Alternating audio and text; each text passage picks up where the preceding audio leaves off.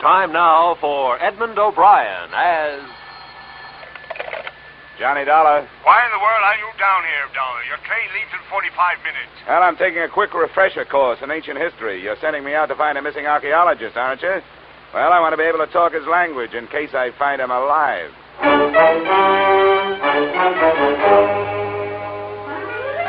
Edmund O'Brien in a transcribed adventure of the man with the action-packed expense account. America's fabulous freelance insurance investigator. Yours truly, Johnny Dollar.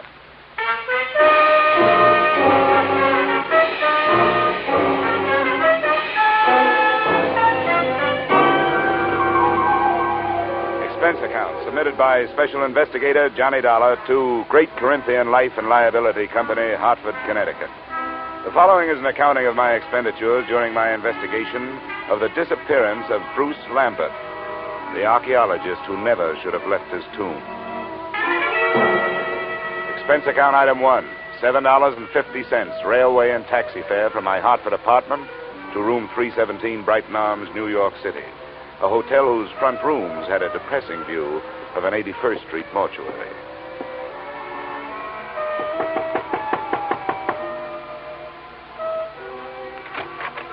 Miss Lambert? Yes, please come in, Mr. Dollar. She was tall without awkwardness, had the physique of an athlete, but still with softness, and a golden tan made her seem out of place, set against the snow heaped on the sill outside the windows. Thank you for coming, Mr. Dollar. I realize that mine was a rather unusual request to make of an insurance company. Not at all, Miss Lambert. The company doesn't want to lose a policyholder any more than you want to lose a brother. But there are a lot of good private detectives in New York. I couldn't afford one. I had thought of notifying the police, but I realized that Bruce's case would be just one of many to them. They're so impersonal. And if there's a chance of any notoriety... Miss Lambert, if you mean that for some reason you'd rather the police didn't find him, you'd better tell me about it. Yes, of course I was going to. I don't see how it could make any difference. Please sit down. Maybe we'd better start way back at the beginning, huh? That would be in Egypt, wouldn't it? Yes. In the desert some 100 miles west of Thebes. My brother's an archaeologist, and he'd uncovered some ruins. It was quite an important discovery, something about the 12th dynasty. I don't know much about it. You were with him? Yes, I didn't spend much time at the excavation site. I stayed in the village.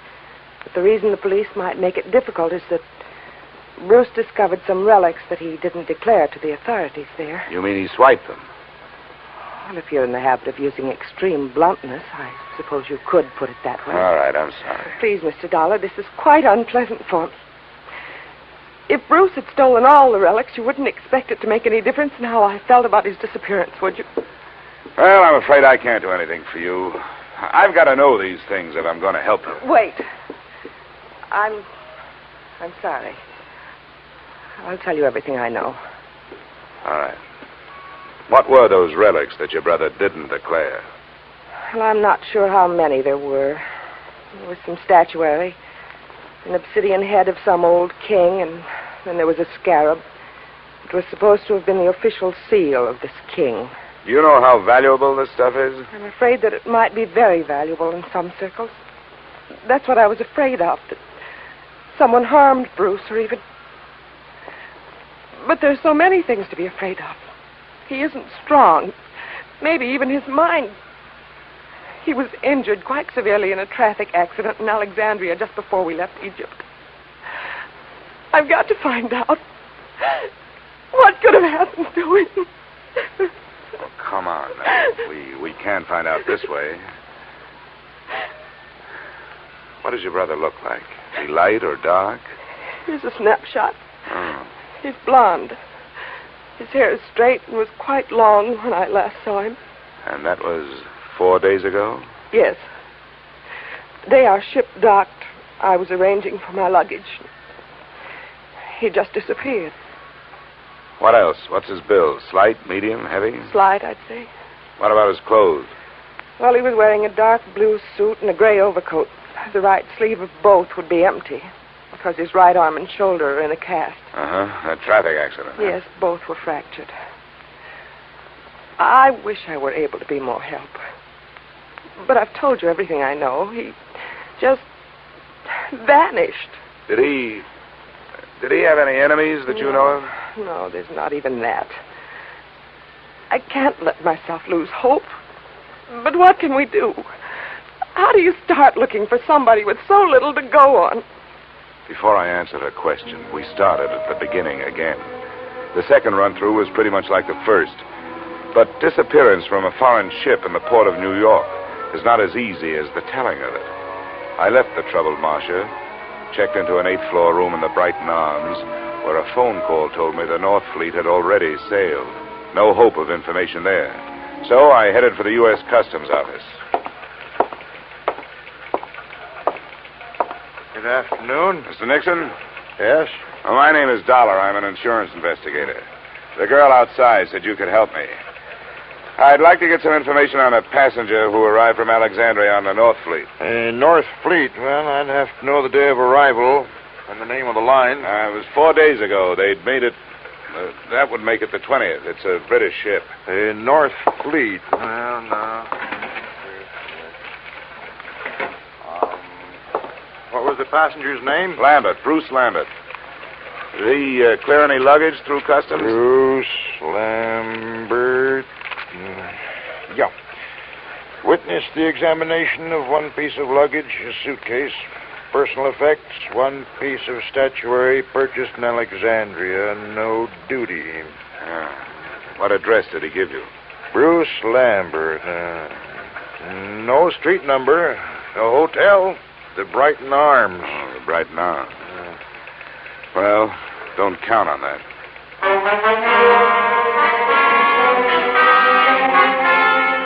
Expense account item 2, $30, which, with my ID card, helped impress the cab drivers who worked the entrance to the pier where the North Fleet had docked.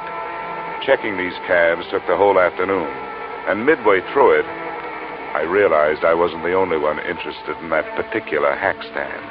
I wasn't sure at what moment I'd actually noticed him. He was doing a very bad job of hiding behind a Journal American on the other side of the street.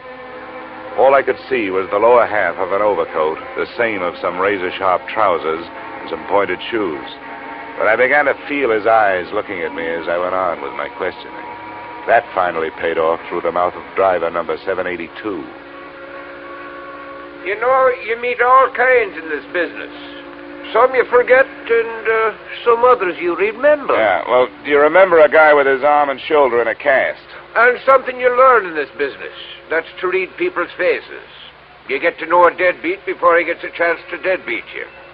And you catch on if a guy is scared of something. Well, if he was afraid of something, it's not me. He's been reported missing by his sister. I've been hired to find him. How much does $10 buy? You know, maybe he don't want to be found. Is that what you think? Sure. He paid me more to climb up than you offered. Well, I've got more. What are you going to do with him? I want to talk to him. I want to find out if he's all right. If he wants to stay lost, that's his business, not mine. How's 25?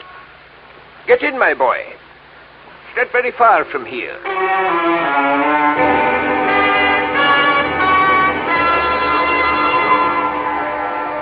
Our destination turned out to be an old red brick hotel near 39th Street between 10th and 11th Avenue.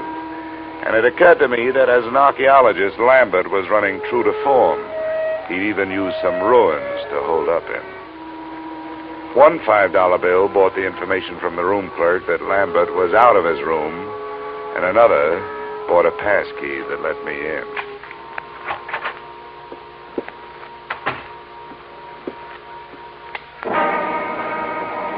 The first thing to catch my eye when I switched on the light was a black piece of statuary shining dully on a chipped bureau, a crowned head with exaggerated features sculptured in obsidian. I posed myself this riddle. If it was so valuable, why didn't Lambert take better care of it? But before I had a chance to try for the answer, a foot nudged the door open behind me. As might be expected, it was wearing a pointed shoe and was followed into the room by a slight yellow ivory-skinned man who rather resembled the black statue. I must thank you for leading us to the hiding place. Where is he? Well, that depends on who he's hiding from. It looks like it's you.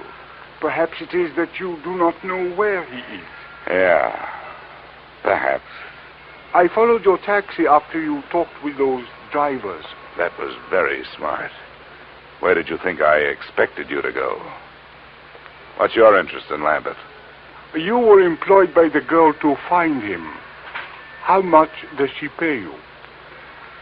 I never talk money with a stranger. Perhaps we will not be strangers for long. The point of importance is that you have not yet found him. Mr. Drummond will pay you $2,000 to do so. Mr. Drummond is generous, but what makes you so sure I haven't found Lambert? Because he is not here. Well, that only means he's someplace else. Please, I have no wish for violence. Well, then put that thing away. In the first place, gunfire, even in this neighborhood, is going to bring the law. In the second place, that's a lady's gun. One of those handbag jobs. You know, you ought to be ashamed of yourself for carrying it. Please, I have no wish to use it. Then get rid of it.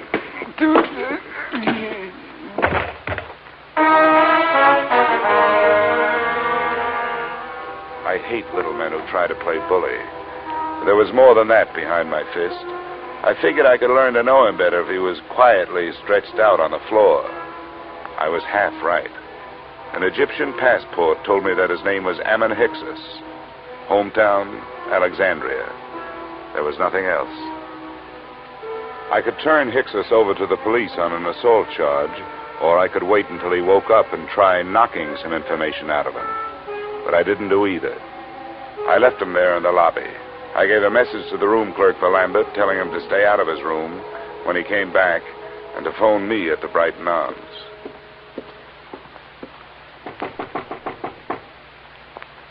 Who is it? Dollar. Oh, just a second. Is there any news? Did you learn anything, Mr. Dollar? Yeah, I made some progress. I met Ammon Hyksos. You told me your brother didn't have any enemies. That little Egyptian is out looking for him with a gun. Why'd you lie to me? I have no right to ask you to believe me now. That's so true. But I wish you would. Please come here and sit down. No, thanks. You sit there and I'll stand here. I think I'll be less inclined to believe you from here. That's not fair. I know. I wasn't fair with you either. I want to be. But there are some things I just can't tell you. Why not? Well, I can't tell you that either. No, nuts. Women like you make everything tougher than it should be. You demand all, but you give nothing. You ask to be trusted, and you won't trust. You make yourselves look soft when you're as hard as steel. You've got warmth, but you only turn it on when you get something out of it. You're wrong. I was trying to help him. Or us.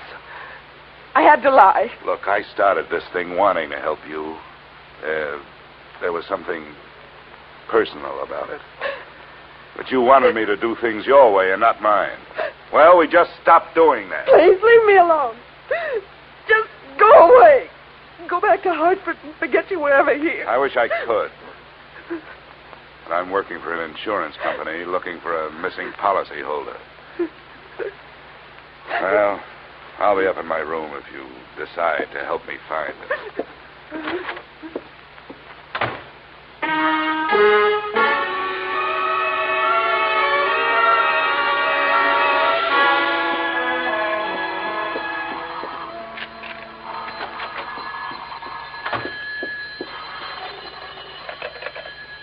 Yeah? Is this Mr. Dollar? That's right. This is Bruce Lambert. I got your message to call. Where are you now? Not so fast. There were 2 attempts on my life while I was on my way here from Alexandria. I'm not anxious to tell anybody where I am. How did you get into this? Marcia called your insurance company when you took the run out. They hired me. Good for Marcia. Is she all right? Well, that depends on your point of view. I suppose she's being the helpful sister to you, but for me, she's done nothing but act mysterious. I don't get it. She won't tell the truth about you. I hope you do better. She told you she was my sister? Well, sure she did. Why shouldn't she? Well, I can't see why she'd do that. She isn't your sister? No, I don't understand it. She's my fiancée. I don't understand it at all. Where is she? I better talk to her. That's a good idea. Room 317, Brighton Arms. I'll be there with her, waiting for you.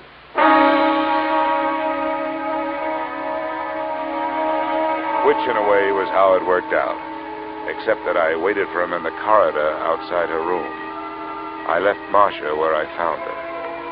She was on the bathroom floor, where she died from wounds inflicted by the proverbial blunt instrument, and where her lies had died with her.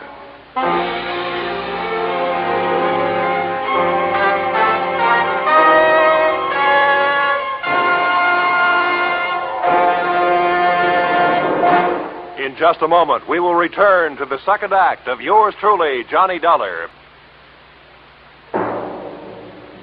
And now, with our star, Edmund O'Brien, we return to the second act of yours truly, Johnny Dollar.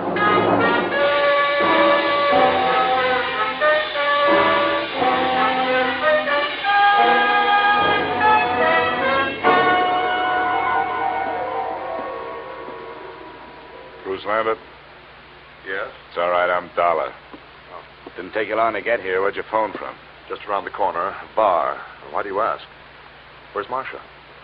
Marcia's dead. I don't believe you. I want to go in there. She isn't dead. Let me in there. Come on, use your head, will you? There's nothing. Oh, your arm. I'm sorry. Look, you don't want to go in there. Believe me, you don't. There's nothing you can do for her. She can't be dead.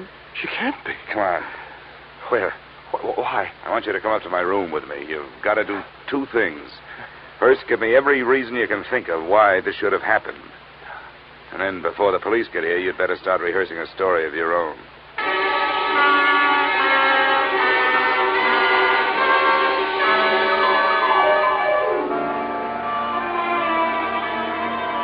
Now, Abbott, the first hole in Marcia's story is that she wasn't in Thieves while you were working on your ruins. That's right. I didn't even know her then. I met her in the hospital in Alexandria after my accident. I was there for 2 months, you see. She was my nurse. But she did know about the relics. That statue and the scarab that I haven't seen. Oh, yes. Here it is. This is the scarab.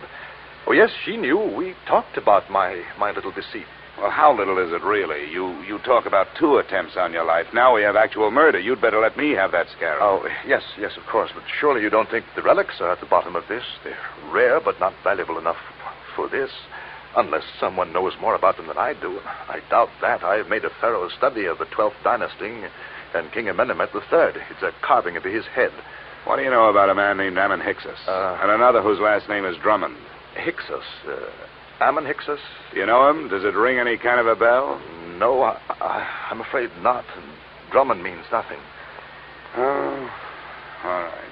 Let's try the 2 attempts on your life. What about them? Well, they happened on the nights of the 17th and the 18th. Both of them could have been accidental, except that, well, the same small man stood near me both times. It would be too much for me to hope you could describe him, I suppose. Well, it was dark. Well, both times I was on the promenade deck, and something heavy was thrown or pushed from the deck above.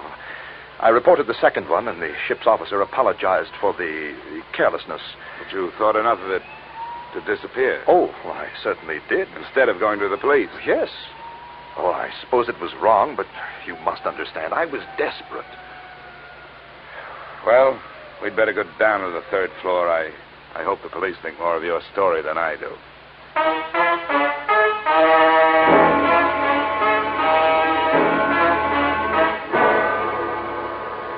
In 20 minutes, room 317 really looked like a murder scene. The place was swarming with New York's finest, white with fingerprint powder, and blinding with flash bulbs. The lieutenant to whom I made my statement looked as if he thought I was as crazy as I thought everybody else in the mess was. But then he changed his mind. Dollar? Hey, where is that insurance stick? Here I am. In the bathroom. Oh, there you are, Dollar. Yeah, find a suicide note or something? What'd you say that name was? Ammon, Hyksos. Yeah. Well, I guess there aren't too many ways to spell that one, so this must be it. Pillbox. Let me see that. Prescription from Alexandria. Dr. Ammon Hyksos. We'll put a tracer on that phone number you took off him first thing in the morning. Yeah. Hey, you going to take Lambert in for questioning? I guess we'd better. Routine. He's clear as far as I can see. Well, do something for me, will you? Have your doctors run a test of that plastic cast of his. and call me in my room, huh? A test for what? I'll just look it over. It would make a handy blunt instrument if nothing else.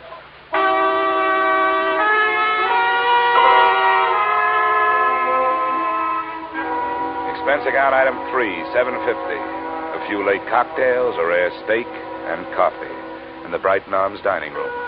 After which I picked up an armful of extra editions so I could catch up on what I'd been doing. I self-operated my way to the 8th floor and started toward my room. I was looking forward to a hot shower, but I didn't get it. I was still looking forward, but into a familiar gun muzzle. This is the one, Garrett. Ah, yes, Mr. Dollar. May I introduce myself, sir? Garrett Drummond at your service. Our meeting has been postponed too long. Well, there's a difference of opinion on that. You will please open your door. How can I refuse that pint-sized invitation you're still carrying? After you, sir. And I need to remind you that my friend here is prepared for any rash move upon your part. Look, I'm tired. I don't have a rash move left in me. Close the door, Ammon. I suggest that you sit there, Mr. Dollar, in that unsightly straight-back chair. Thanks a lot. And now, sir, I shall plunge right to the point. Where is that scoundrel, Bruce Lambert? Well?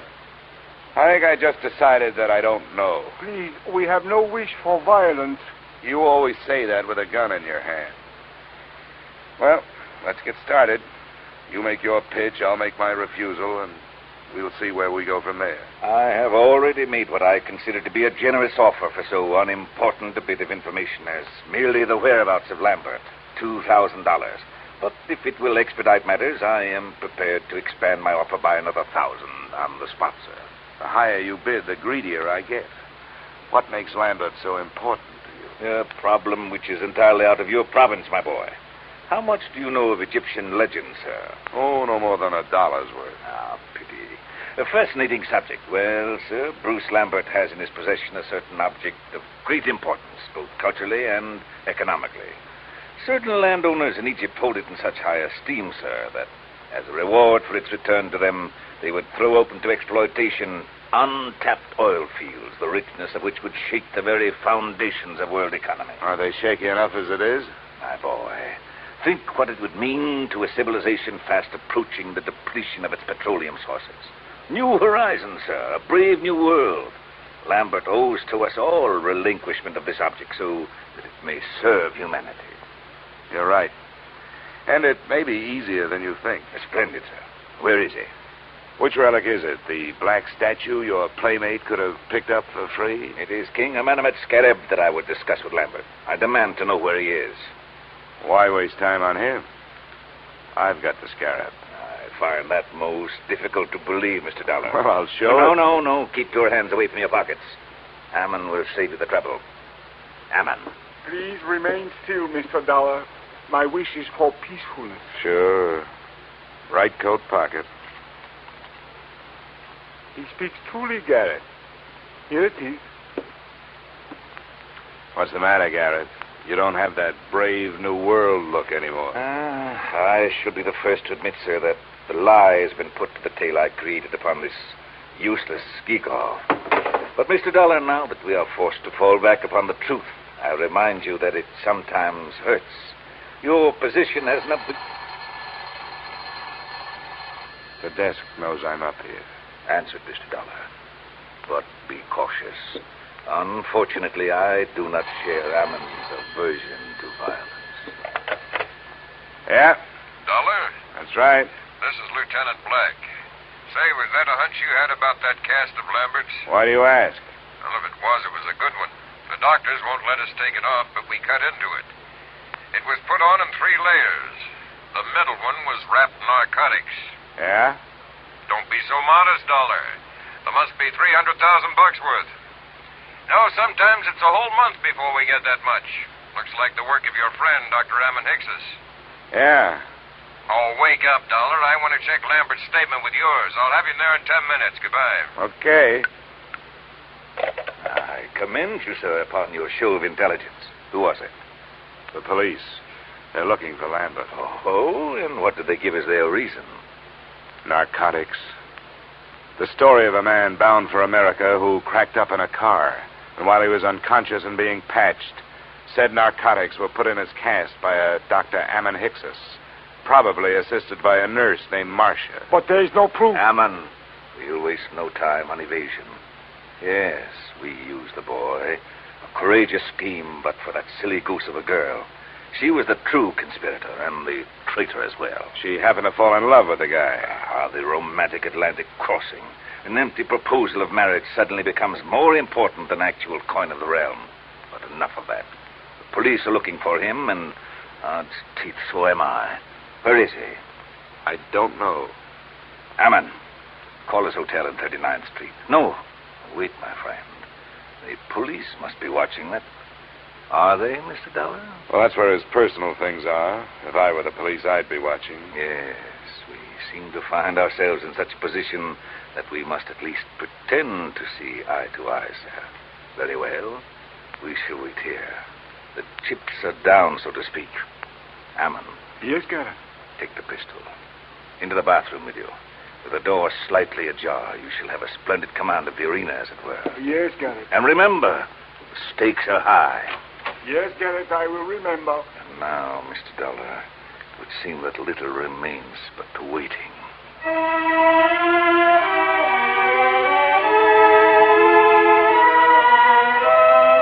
The waiting was more than enough. Drummond settled himself on the bed, facing the door, his pudgy hands folded over his bulging waist.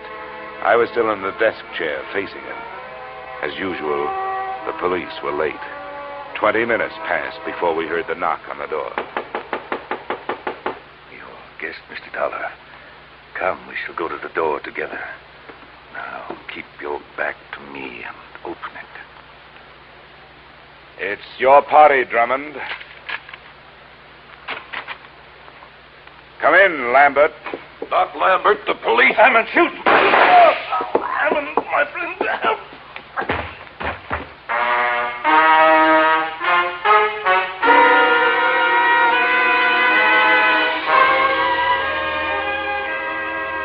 Drummond's wound wasn't half as excruciating as his call for help. The doctors report that his shoulder will be in a cast, that as soon as the state of New York can gather a jury, he will stand trial on the charge of first-degree murder. The body of Ammon Hickses was taken to the morgue.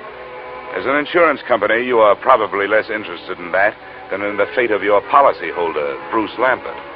That's explained in expense account item 4, $280 hospital bill paid in advance.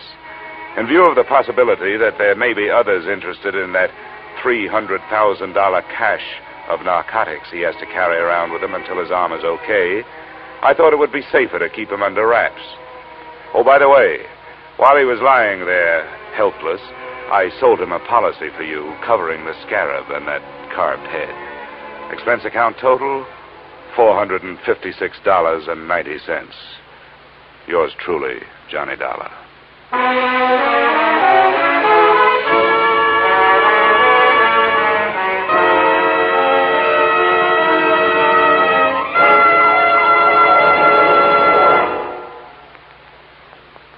Yours truly, Johnny Dollar, stars Edmund O'Brien in the title role and is written by Paul Dudley and Gil Dowd with music by Leith Stevens. Featured in our cast were Virginia Gregg, Jay Novello, Ed Begley, John Daner, and Pat McGeehan. Yours truly, Johnny Dollar, is produced and directed by Jaime Del Valle.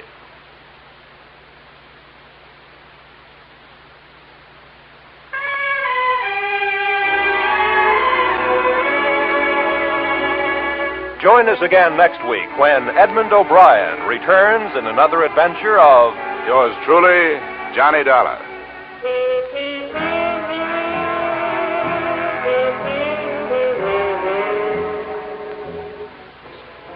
This program was transcribed in Hollywood. Roy Rowan speaking.